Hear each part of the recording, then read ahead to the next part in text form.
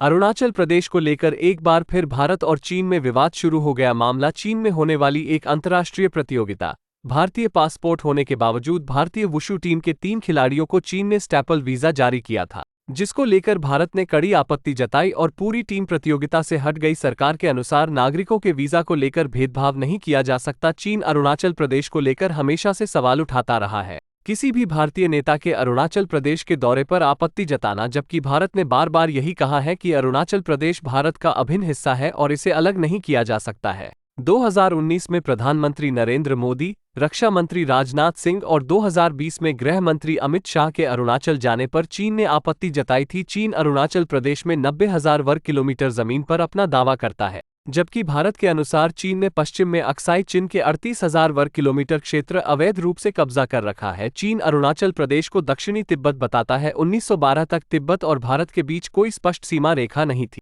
इन इलाकों पर न तो मुगलों का और न ही अंग्रेजों का नियंत्रण था। तवांग में जब बौद्ध मंदिर मिला तो सीमा रेखा का आकलन शुरू हुआ। 1914 में शिमला में तिब्बत, चीन और ब्रिटिश भारत के प्रतिनिधियों की बैठक हुई और सीमा रेखा का निर्धारण हुआ। चीन ने तिब्बत को कभी स्वतंत्र देश नहीं माना। 1950 में चीन ने तिब्बत को पूरी तरह से अपने कब्जे में ले लिया। चीन चाहता था कि तवांग उसका हिस्सा रहे, जो कि तिब्बती बौद्धों के लिए काफी अहम है। चीनी हमले से पहले तिब्बत की नज़दीकी चीन की तुलना में भारत से ज्यादा थी। भारतीय इलाकों में अतिक्रमण चीन ने 1950 के दशक के मध्य में शुरू कर दिया था। 1957 में चीन ने अक्साई चिन के रास्ते पश्चिम में 179 किलोमीटर लंबी सड़क बनाई। सरहद पर दोनों देशों के सैनिकों की पहली भिड़ंत 25 अगस्त 1959 को हुई। चीनी गश्ती दल ने नेफा फ्रंटियर पर लोंगजू में हमला किया था। इसी साल 21 अक्टूबर को लद्दाख के कोंका में गोलीबारी हुई, जिसमें 17 भारतीय सैनिक शहीद हुए। चीन ने इसे आत्मरक्षा में की गई कार्रवाई बताया था। चीनी हमले के बाद ही तिब्बती बौद्ध धर्म गुरु दलाई लामा को तिब्बत से भागना पड़ा। 17 मार्च 1959 को तिब्बत की राजधानी लासा से पैदल ही निकले और हिमालय के पहाड़ों को पार करते हुए 15 दिनों बाद भारतीय सीमा में दाखिल। अप्रैल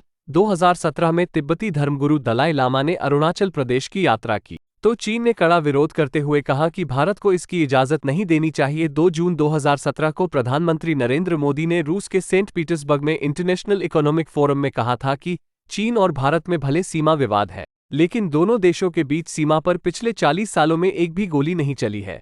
चीन ने इस बयान का स्वागत किया था, लेकिन भारत अब ये भी कहने की स्थिति में नहीं है, क्योंकि जून 2020 में गलवान घाटी में दोनों देशों के सैनिक के बीच हिंसक संघर्ष हुआ, जिसमें भारत के 20 सैनिक शहीद और चीन के मुताबिक उसके 4 सैनिक। इसके बाद भी दोनों देशों के सीमावर्ती इलाकों में झड़पें होती रहती है। भारत चीन के साथ 3,488 किलोमीटर लंबी सीमा साझा करता है, जो जम्मू कश्मीर, हिमाचल प्रदेश, उत्तराखंड, सिक्किम और अरुणाचल प्रदेश से होकर गुजरती है। ये 3 सेक्टरों में बंटी हुई है। पश्चिमी सेक्टर यानी जम्मू कश्मीर, मिडिल सेक्टर यानी हिमाचल प्रदेश और उत्तराखंड, और पूर्वी सेक्टर यानी सिक्किम और अरुणाचल प्रदेश। दोनों देशों के बीच अब तक पूरी तरह से सीमांकन नहीं हुआ है, क्योंकि कई इलाकों में दोनों के बीच काफी मतभेद हैं।